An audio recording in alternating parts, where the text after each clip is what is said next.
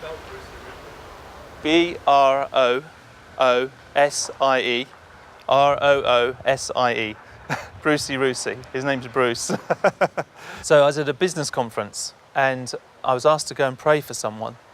And I looked at him and as I looked at him, I saw the face of a rooster, the chicken, on someone's head, and it was on his head. And I looked at it and I was like, God, what are you actually saying to me? And he said, oh, this is Brucie the Roosie. He's Bruce the rooster.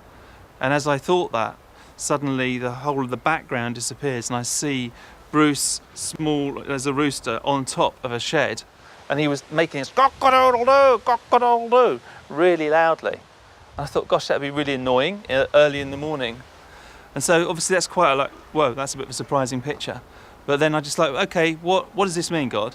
And as I said that, it was like suddenly I realised that he was called to wake up the body of Christ.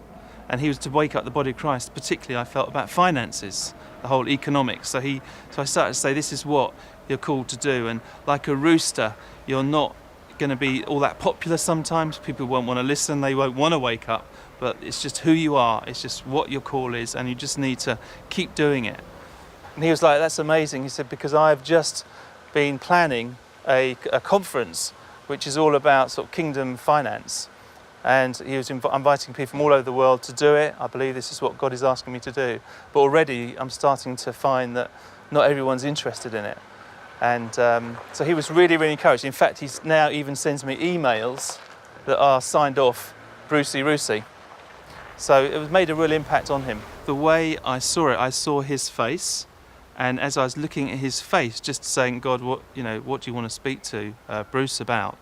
As I looked and I saw his face just literally start to have like a rooster superimposed. So it's still his features, but I knew it was a rooster.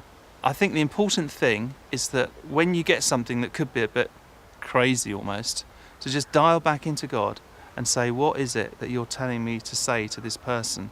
So you don't just leave it as the humour and the fun. I could have just said, Brucie Roosie, this is really fun, and here you are, you're called to go cock-a-doodle-doo, and everyone would have laughed and it'd have been good fun, but it didn't have the power of the sort of destiny word that really God was wanting to speak to him, and something that would actually strengthen him through the times that inevitably would come, times of pressure.